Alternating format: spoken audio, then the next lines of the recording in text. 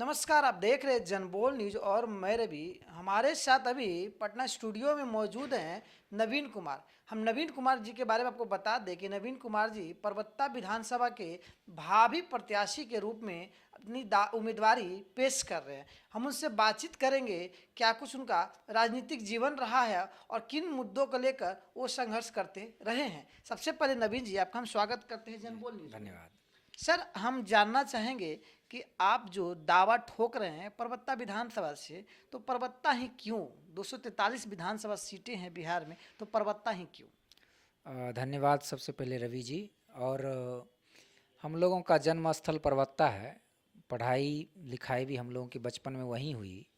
और हम लोग जब है ना सामाजिक क्षेत्र में हम लोग आए, मतलब बचपन से हम लोग सामाजिक काम में लगे हुए थे, लेकिन जब एकेडमिक काम में हम लोग गए बेंगलोर से, जब हम लोग ने सोचा कि हम लोगों को सामाजिक काम करना है और हम लोगों को अपने क्षेत्र में की जनता के लिए काम करना है, तो हम लोगों ने कहा कि हम लोग का जहाँ घर है उसी घर से हम लोग अपनी शुरुआत करें। और इसीलिए हम लोगों ने, हम लोग का जो घर गोगड़ी परबत्ता विधानसभा में पड़ता है, वहाँ हम लोग ने शुरुआत किया। तो हम लोगों को जो सबसे पहले जो सवाल लगा कि हम लोग जो भी हैं लोग, सबसे ज़्यादा ज़रूरी हम लोग को लगा कि स्वास्थ्य व्यवस्था जो हम लोगों की थी वो बेहद ही ख़राब थी। तो अस्पताल हम लोग कभी काल जाते थे, देखते थे, तो वहाँ ना दवाइयाँ मिलती थी, डॉक्टर पर्याप्त संख्या में नहीं थे, बिजली ऑफिस में मनमानी हो रही थी, बिजली बिल में ज़बरदस्त है ना कुछ से कुछ बिजली बिल भेज दिया जाता था, लोग परेशान होते थे। एक बार तो हम लोग का ही बिजली काट करके चला गया। तो हम लोग को लगा कि बाप रे, ये तो इतनी इस तरह की मतलब भयंकर चीज़ें तमाम चल रही हैं। तो हम लोगों ने युवाओं की एक टीम बनाई, टीम बना करके इन सारे सवालों को लेकर हम लोग उनको जोड़ते रहे। और उनको इस तरह से और भी बहुत सारे सवाल जुड़ गए। हम लोग के यहाँ स्ट्रीट लाइट की व्यवस्था नहीं थी, बहुत सारे सड़कें थी वो बहुत बेहद ही ख़राब थी। लगभग हम लोग 10-12 इस तरह से मुद्दे बनाए थे, उसमें कुछ रोज़गार का सवाल भी सब था। तो इन सवालों को लेकर के हम लोगों ने बहुत बार आवेदन दिया, प्रशासन के लोगों से मिला, लेकिन जब कोई सुनवाई नहीं हुई तो हम लोगों को लगा कि हम लोगों के समाज में, अपने समाज में एक महान नेता हुए ना महात्मा गांधी जी, तो हमको लगा कि गांधी जी के मार्ग को अपनाया जाए और शासन प्रशासन तक अपनी बात पहुंचाने के लिए हम लोगों ने आमरण अनशन शुरू किया। तो लगभग हम लोग 9 दिन वहाँ आमरण अनशन किए थे। शासन प्रशासन के कुछ लोग आए, आश्वासन दिए, लेकिन बहुत ज़्यादा उसमें सुधार नहीं हुआ। उसके बाद जब हम लोग क्षेत्र में हम लोग घूमते रहे तो हम लोगों को पता चलने लगा कि समाज में जो कमज़ोर समाज के लोग हैं, जो दलित हैं, अति पिछड़ा हैं, गरीब हैं, शोषित हैं, पिछड़ा समाज के लोग हैं, तो इनकी आवाज़ को नहीं सुना जाता है। ये जब किसी पदाधिकारी के पास जाते हैं तो भय से कांपते हैं, जाने से पहले कांपते हैं, क्योंकि उनको डर लगता है कि वहाँ पे वो जाएंगे तो इन्हीं को ही नहीं डांट दिया जाए, है ना। तो हम लोग ने ये जब महसूस किया कि भाई इस समाज की जो आज भी स्थिति है, इसको ऑफिस में ना सम्मान मिलता है ना इज्जत मिलता है, तो हम लोगों ने कहा कि भाई इनको इज्जत सम्मान की लड़ाई हम लोगों को लड़नी पड़ेगी। और कई सारे जब उत्पीड़न की घटनाएं उस क्षेत्र में हुई तो हम लोगों ने मजबूती से पूरे सामाजिक न्याय के सवाल को उठाना शुरू किया।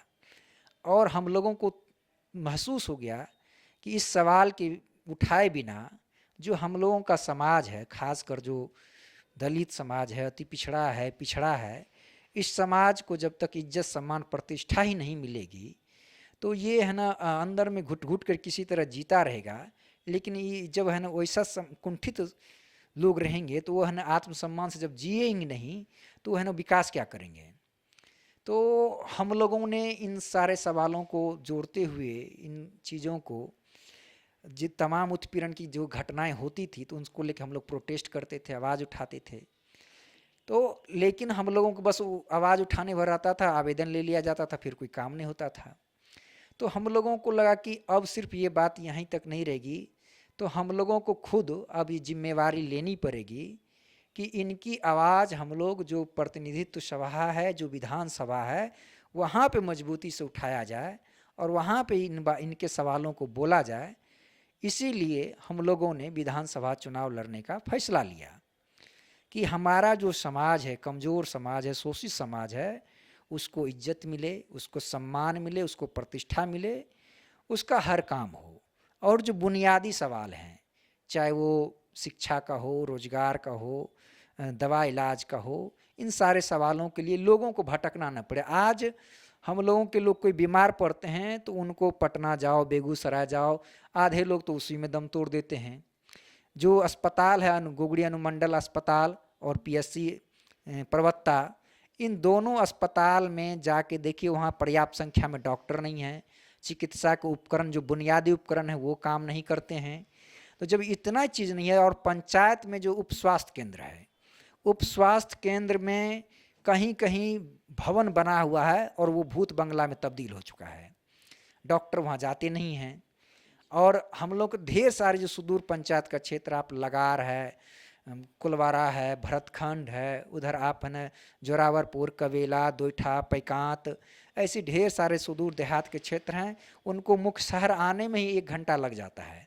तो वहाँ तो कम से कम है ना सबसे पहले उप स्वास्थ्य केंद्र वहाँ बननी चाहिए और वहाँ पे तमाम डॉक्टर की व्यवस्था होनी चाहिए। ये सब चीज़ भी नहीं बनी है। जो तमाम सरकारी काम हो रहे हैं, उस सरकारी काम में एक पूरा भ्रष्टाचार का सुनियोजित संगठित तंत्र है, और उसीलिए जो काम हो रहा है, जो सड़कें बन रही, तमाम चीज़ बन रहे हैं, वो 1 साल सड़कें नहीं टिकती हैं, वो खराब हो जाती हैं, क्योंकि उसमें जो सुनियोजित भ्रष्टाचार है, उस सुनियोजित भ्रष्टाचार को जब तक खत्म नहीं किया जाएगा और उसमें जन भागीदारी नहीं होगी, मतलब जनता की कोई भागीदारी नहीं है, जनता के लिए सब चीज़ बनाया जा रहा है लेकिन जनता की भागीदारी नहीं है।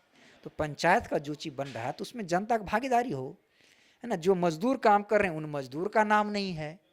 तो भाई हम लोग को समाज बनाने के लिए चल रहे हैं, एक बेहतर एक सुंदर समाज बनाने के लिए चले हैं। भाई सड़क बन रही है या जो भी चीज़ बन रहा है, मजदूरों का नाम लिखा जाए उसमें, वहाँ के जो लोग हैं उनका नाम लिखा जाए, क्योंकि उनके श्रम से, उनके चीज़ों से वो सारी चीज़ों का निर्माण हो रहा है। इन लोगों ने बनाया है सड़कें, जनता के पैसे के, जनता के टैक्स से सरकार चल रही है, लेकिन उनका नाम नहीं है कहीं। तो हम लोग जनता के पक्षधर के लिए काम करने के लिए हम लोग आए हैं, और जो समाज का खासकर जो शोषित हिस्सा है उसके लिए हम लोग काम करने आए हैं। और हम लोग खुद शोषित पीड़ित समाज से हैं, मैं किसान का बेटा हूँ, और हम लोग सारे दुखों को, दर्दों को हम लोग देखे हैं, झेले हैं कि क्या हम लोग की स्थिति है।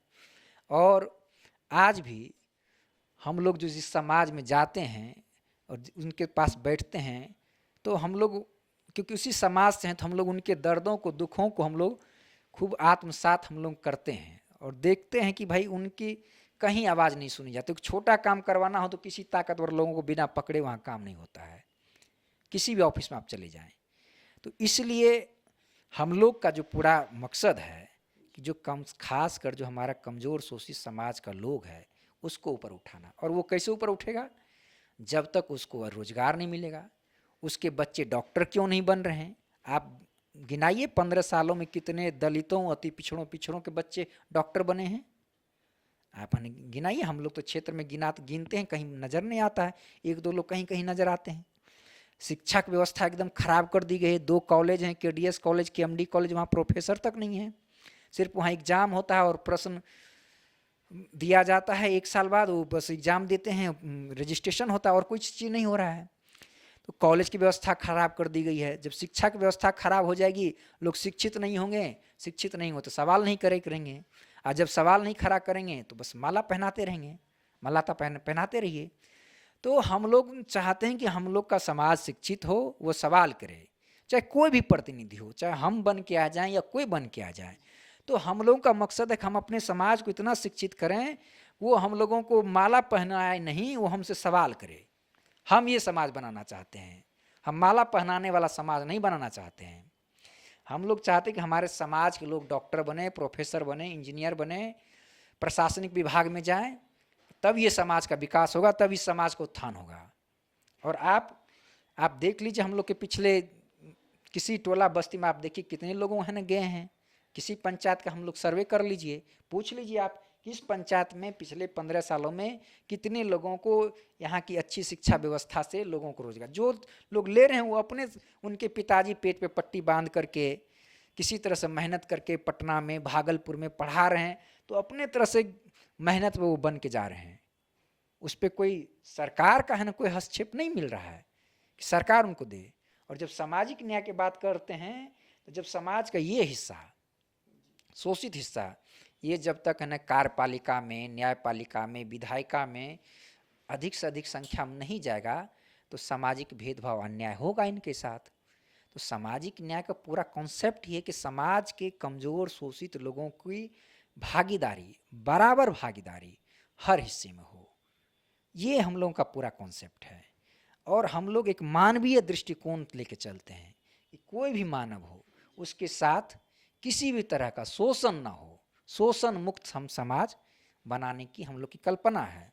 वो अधिकारी के पास भी जाएं तो अधिकारी उनको सम्मान से बात करें, और जो जनप्रतिनिधि भी हों वो जनप्रतिनिधि जनता की सेवा के लिए बने हैं, वो राजा महाराजा बनने के लिए नहीं बने हैं। तो हम लोग इसलिए आए हैं कि हम लोग का पूरा एक विचारधारा है, हम लोगों की एक पूरी सोच है कि हम लोग इस पूरे समाज का समग्र विकास करें, एक सुंदर समाज, एक बेहतर समाज, एक भयमुक्त समाज, एक शोषण मुक्त समाज और एक युवाओं का समाज बनाएं। युवाओं को हम लोग प्रायोरिटी देंगे। हम लोगों का मकसद है कि हर पंचायत में स्पोर्ट्स कमेटी का गठन करेंगे। जो अच्छे युवा खेल रहे हैं, आर्थिक संसाधन कारण हजारों युवा आज है ना फील्ड में, उनकी मैदान में उनकी प्रतिभा दफन हो रही है, उनको कोई सहायता नहीं मिल रहा है।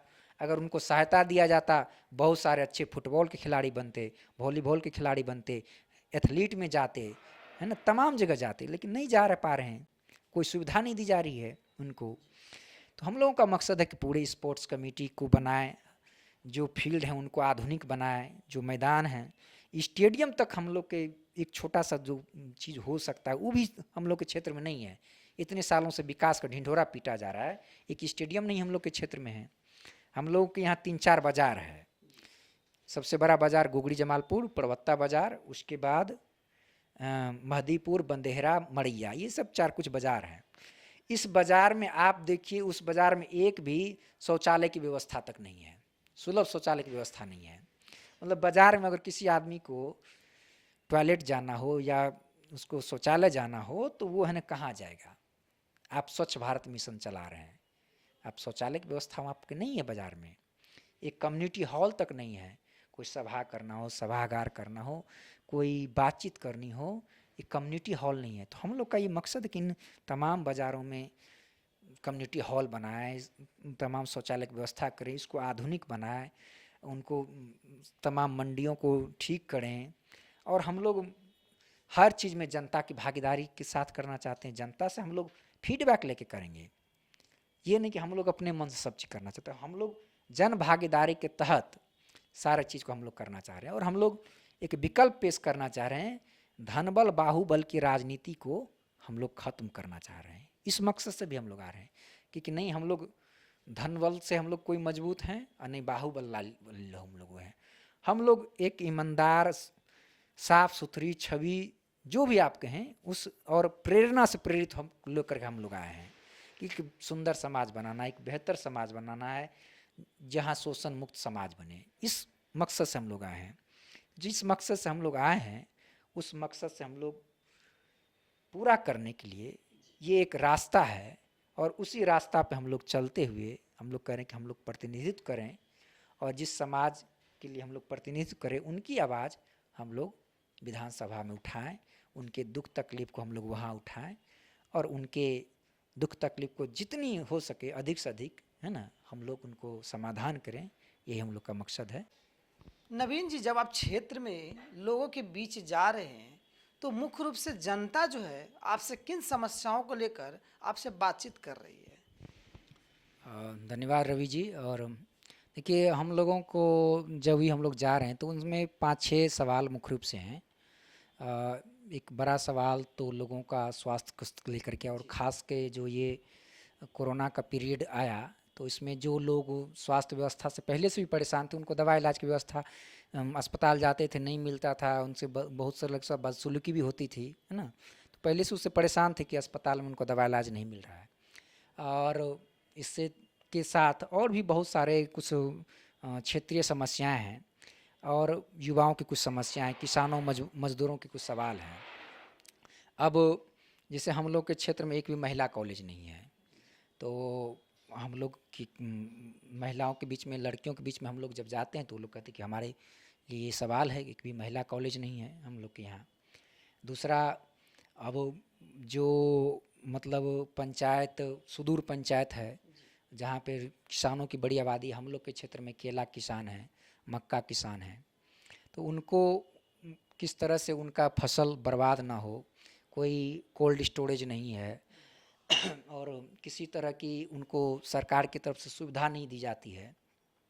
तो उनका एक सब जगह जहाँ भी हम लोग जाते हैं तो डिमांड है, जैसे हम लोग दोइठा पंचायत है, पैकांत पंचायत है, इधर कोलवारा है, कुल्हड़िया है, लगार है, बंदेरा है, राटन है, रामपुर है, मुस्कीपुर है, जोरावरपुर, कवेला, मड़िया, पैसा, तमाम जो पंचायतें हैं उन सभी पंचायतों में ज़्यादातर है ना किसान लोग हैं। और किसानों की जो बड़ी समस्या है, उनको रख रखाव का दिक्कत होता है, कोल्ड स्टोरेज उनके पास कोई नहीं है और उनको उचित दाम नहीं मिलता है, उसमें कोई सरकार है ना मदद नहीं कर पाती है, कैसे उनको ठीक से उनका क्रय मूल्य मिले उनको। तो इन सारे सवालों के अलावा जो एक युवाओं का बड़ा सवाल है हम लोग के क्षेत्र में, कि जो युवा हैं उसमें भी खासकर जो दलित अति पिछड़ा समाज के युवा हैं, तो इनको समझिए कि एक तो मार, इनको दोहरी मार पड़ती कि किसी तरह से वो पढ़ते हैं, ऊपर से फॉर्म भरते हैं, 500-1000 रुपया उनका खर्च हो जाता है, फिर देने जाते हैं एग्ज़ाम, उनमें उनका खर्च होता है और उसके बाद पता चलता है कि एग्ज़ाम का प्रश्न पत्र लीक हो गया है ना। तब कोई मान लीजिए युवा 5 साल से पेट पे पट्टी बांध करके अपने बीमार पिता का इलाज नहीं करा रहा है, अपने घर में कोई तमाम समस्याएं उसको नहीं देख रहा है, घर का छत नहीं बना रहा है, पढ़ रहा है इसलिए कि हमको रोज़गार मिले, और वो 5 साल 7 साल से मेहनत कर रहा है और पता चलता है एक दिन कि जिसके लिए वो तैयारी कर रहा था उसका प्रश्न पत्र लीक हो गया है, तो उसके जीवन पे क्या गुजरती होगी हम आप सब महसूस कर सकते हैं। और ख़ासकर जो ये हम लोग का समाज है, इसके पास बहुत ज़्यादा आर्थिक संसाधन नहीं है। दलित अति पिछड़ा समाज में ज़्यादातर लोग तो भूमिहीन हैं, पिछड़ा समाज की भी लगभग वही स्थिति है ना। तो इनके पास है ना बहुत संसाधन है, तो किसी तरह से जब पढ़ाते भी हैं और जब वहाँ से इनको निराशा, हताशा नज़र आता है तो अंत में छोड़ देते हैं पढ़ाई। तो आपको ढेर सारे नौजवान मिलेंगे कि जो पढ़ाई मजबूरी में छोड़े और फिर वो कोई छोटा मोटा दुकान खोल लिए, मजदूरी करने के लिए हैदराबाद चले गए, दिल्ली चले गए, हरियाणा चले गए, वहाँ भी उनका शोषण हो रहा है। तो हम लोगों के पास ये एक बहुत बड़ी चुनौती है कि हम लोग इस समाज के जो और पूरे रोजगार के सवाल को लेकर के कि इसको काम करें और बेहतर रोजगार को उपलब्ध कराएं, और जो समाज के लोग आर्थिक रूप से कमज़ोर हैं उनको हम लोग तमाम तरह से मदद करें और कम से कम ये प्रश्न पत्र सब लीक ना हो, ताकि जो मेहनत करने वाले लोग हैं उनको ज़िंदगी में इतनी निराशा ना झेलना पड़े। तो ये सब सवाल के अलावा बहुत जगह पे सड़कें नहीं हैं। अब जैसे आप पसराहा से लेकर के दोइठा पैकांत उधर चले जाइए, सड़कें बहुत ख़राब है। सड़कें जो बन रही हैं सड़क की स्थिति मतलब क्वालिटी ठीक नहीं है ना। ये सब सवाल भी हैं। और मतलब क्या कहते हैं, महिलाओं के ढेर सारे सवाल हैं, क्योंकि हमारी आधी आबादी महिलाओं की है, उनके सवालों को भी हम लोग को एड्रेस करना है। तो उन सारे सवालों को हम लोग जो जहाँ भी जा रहे हैं तो उन सवालों को हम लोग देख रहे हैं। और आप देखेंगे कि एक बहुत बड़ी आबादी है जो वृद्धा पेंशन पे जीती है ना। सामाजिक पेंशन योजना के तहत वृद्धा पेंशन, दिव्यांग पेंशन और विकलांग पेंशन, जो ना दिव्यांग और विधवा पेंशन, मात्र सरकार इनको 400 रुपया देती है ना। आप बताइए, कोई भी लोग इंसानियत के मानते 400 रुपया में महीने में आज क्या हो सकता है। और उस 400 रुपया को लेने के लिए भी इनको है ना दौड़ भागी करनी पड़ती है, कभी इस ऑफिस जाओ कभी उस ऑफिस जाओ। अब एक दिव्यांग को, एक विकलांग को या एक मतलब असहाय आदमी को, वृद्ध आदमी को आप है ना ऑफिस दौड़वा रहे हैं, उनको चक्कर कटवा रहे हैं मात्र 400 रुपया के लिए। 400 रुपया में क्या होने वाला है ना। उसमें भी दुनिया भर का पता चलता है, पूछते हैं कि इसमें भी 400 रुपया में कुछ लोग उसका पैसा खा जाता है भ्रष्टाचार के नाम पर दिलवाने के। बहुत को मिल नहीं रहा है, उसका नाम कट गया है। तो ये सारे सवाल हम लोगों के हैं। कुछ और भी बुनियादी सवाल हैं हम लोगों की तरफ, जैसे बिजली बिल की बहुत सारी समस्या आती रहती है। मनमाना बिजली बिल भेज दिया, किसी को 8 महीने में भेज रहा है, किसी को 1 साल में भेज रहा है। अब 1 साल में आप बिजली बिल भेजिएगा तो उसका सारा मोटा जुड़ करके आता है। अब गरीब आदमी के पास एकाएक हाथ में 20,000 का बिजली बिल थमा देते हैं।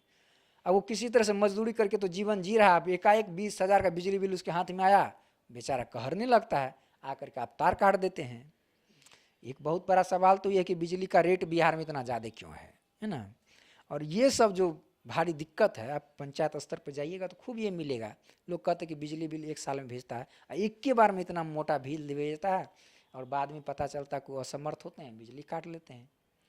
तो ये मतलब हम लोगों को पूरा, हम लोग का प्रायोरिटी है कि इसको हम लोग को ठीक करेंगे, हम लोग सुधारेंगे और एक सुंदर बेहतर समाज हम लोग बनाएंगे। और युवाओं को, महिलाओं को, दलितों तो पिछड़ों की अधिक से अधिक भागीदारी सत्ता में हो, ये हम लोग चाहते हैं। एक सवाल ये भी है नवीन जी कि परबत्ता और खगड़िया का जो जिला है पान की खेती के लिए काफ़ी मशहूर बिहार में जाना जाता है। इस उद्योग को लेकर सर क्या कुछ कहिएगा सर?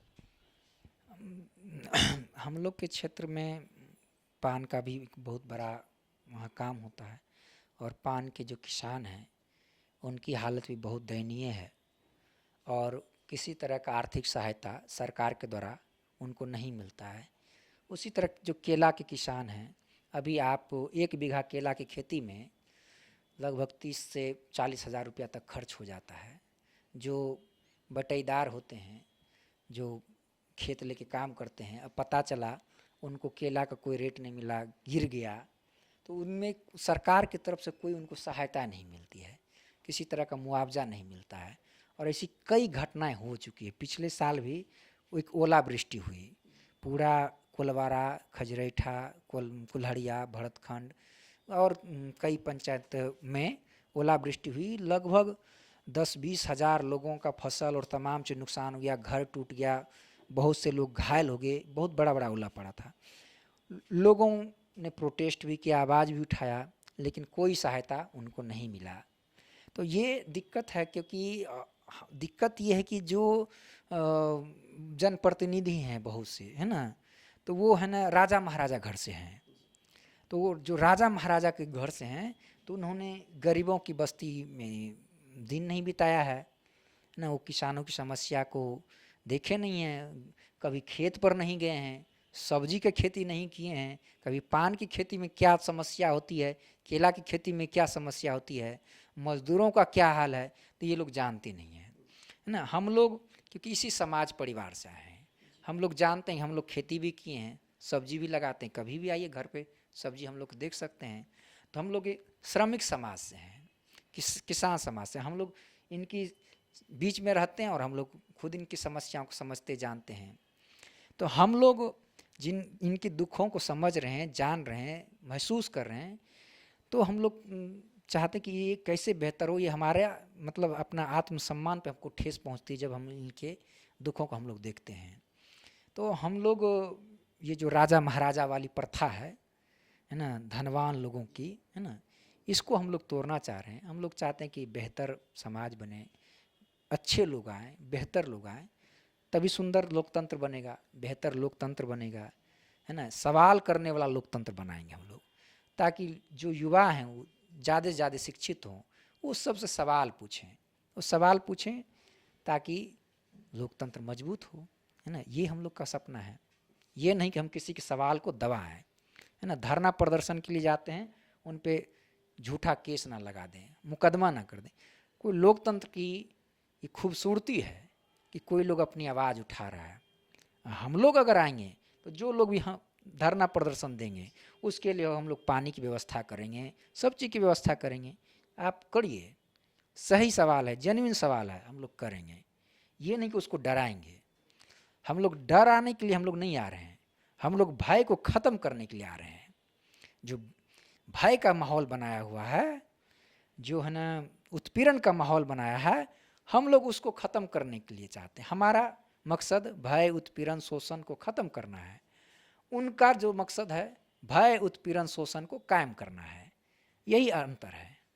तो हम लोग इसीलिए अपनी प्रतिनिधि के लिए लड़ाई लड़ रहे हैं कि हम लोग जिस समाज से, हम लोग जिस वर्ग का प्रतिनिधित्व कर रहे हैं, उसके लिए हम लोग काम करें और एक मजबूत, एक बेहतर, एक अच्छा लोकतंत्र बनाएं और सबका सम्मान मिले, सबको इज्जत मिले। धन्यवाद।